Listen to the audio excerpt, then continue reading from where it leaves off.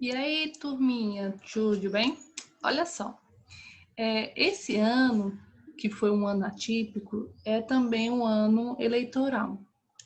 E aí, vocês já devem estar escutando aí pelo bairro, né, olhando aí pela internet, que já está tendo realmente um movimento de campanha eleitoral, certo? Só que, além de ser um momento de campanha eleitoral, é um momento de extrema importância.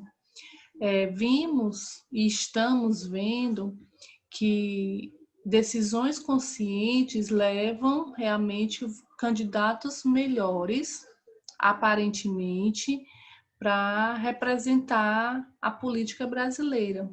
E que votos tomados de forma impulsionada, por diversas questões, elas podem realmente agravar uma situação que a gente já vive politicamente falando ruim, né? Então, assim, por essas questões, a gente vai debater essa semana sobre o papel do voto consciente, o porquê que é necessário eu votar de forma consciente.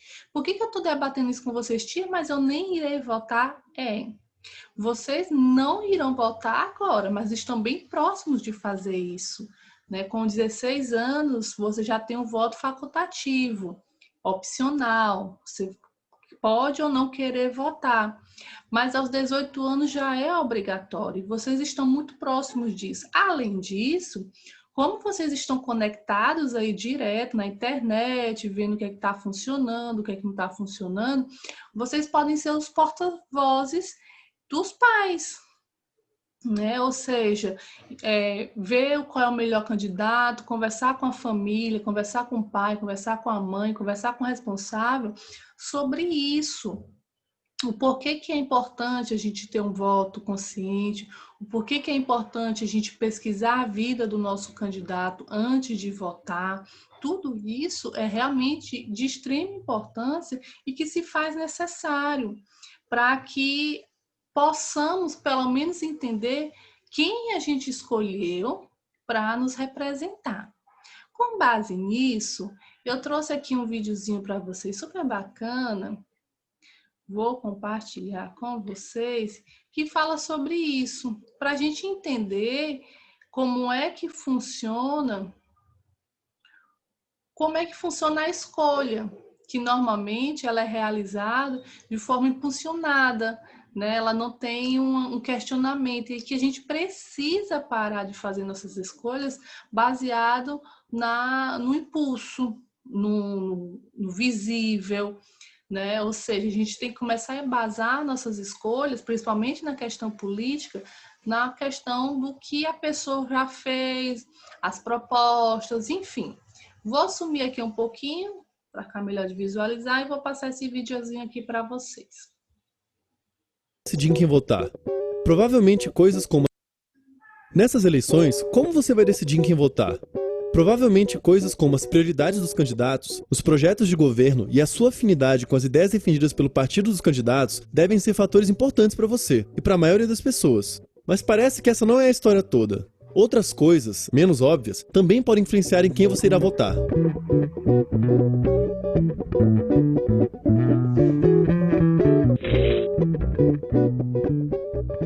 Falamos em outro vídeo sobre como muitas coisas que fazemos no dia a dia não resultam apenas de pensamentos conscientes e premeditados. Nossas mentes também funcionam em um nível inconsciente e automático, nos permitindo entender mais rapidamente o que está acontecendo à nossa volta. Mas como normalmente não temos consciência do processamento automático de informações, muito menos dos seus efeitos nas nossas ações, tais influências podem ocorrer silenciosamente, nos levando a tomar decisões nem sempre desejáveis. Na política, parece que não é diferente. Por exemplo, em uma pesquisa, era pedido que as pessoas olhassem rapidamente algumas fotos de candidatos e dissessem quais candidatos eles achavam que pareciam mais competentes. Os participantes não sabiam disso, mas os candidatos que apareciam nas fotos já tinham realmente participado de eleições anteriores, e foram ou candidatos ao Senado ou à Câmara dos Representantes dos Estados Unidos. Ou seja, as pessoas davam uma olhada rápida no rosto dos candidatos e diziam quão competente ele parecia ser. Aqueles candidatos que as pessoas acharam ter mais aparência de competente tinham realmente vencido 72% das eleições para senador e 67% das eleições para a Câmara dos Representantes. E em outro estudo feito em 2013, os pesquisadores estenderam essa ideia para tentar predizer os resultados de uma eleição que ainda iria ocorrer. Eles pediram que um grupo de pessoas norte-americanas olhassem rapidamente as fotos de 18 candidatos e dessem sua impressão sobre a aparência dos candidatos, além de dizer, hipoteticamente, se votaria naquele candidato. Esses 18 políticos eram candidatos reais nas eleições para presidente da Bulgária. Como você pode imaginar, sim, a aparência dos candidatos foi o suficiente para que os participantes da pesquisa acertassem na mosca quem ganharia as eleições. Além disso, os votos hipotéticos dos participantes da pesquisa foram na mesma direção dos votos realmente feitos pelos bulgarianos, mesmo que tudo que esses participantes tivessem usado como base para decidir o voto fosse uma olhada rápida na cara do candidato.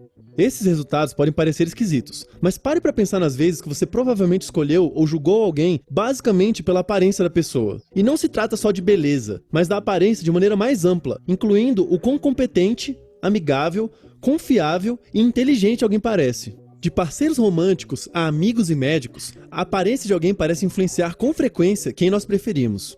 Então por que seria diferente quando as pessoas consideradas são candidatos a uma eleição? Mas tem mais caroço ainda nesse angu. Falamos sobre preconceito implícito no vídeo sobre estereótipo e preconceito. O preconceito implícito é um caso específico de algo mais geral conhecido na psicologia como atitude implícita. Uma atitude implícita tem a ver com quanto você gosta de algo, mesmo sem perceber. Ou seja, é uma preferência sua da qual você normalmente não tem consciência plena ou não está motivado para expressar. Uma forma comum de medir tais atitudes é por meio de tarefas nas quais as pessoas classificam palavras ou imagens e o tempo que elas levam para fazer essas classificações, bem como os erros cometidos, são levados em conta.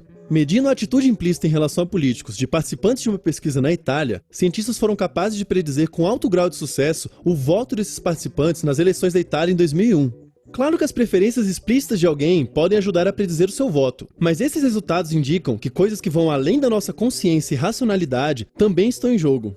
Esses vieses talvez sejam especialmente importantes no caso de pessoas que ainda não decidiram em quem votar. Apesar de não terem tomado uma decisão explicitamente, os indecisos podem possuir atitudes implícitas que enviesarão o processamento de novas informações e podem acabar levando a pessoa a decidir algo coerente com essa atitude prévia. Em outra pesquisa feita com eleitores italianos indecisos, pesquisadores mediram a atitude implícita desses eleitores em relação aos candidatos de uma eleição na Itália em 2005.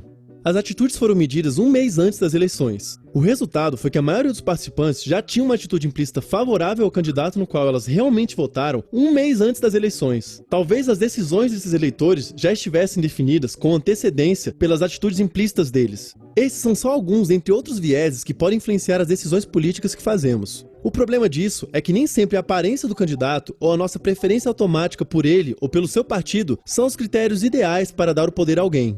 Por isso, antes de votar, cuidado, pois muitas vezes as aparências enganam. Curta e compartilhe o nosso vídeo.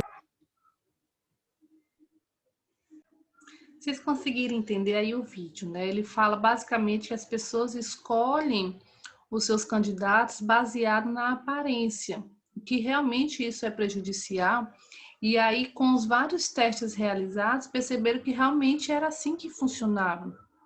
Bom, a gente já discutiu algumas coisas relacionadas a isso, mas aqui no Brasil a gente tem um exemplo bem claro disso, que foi o Collor, né?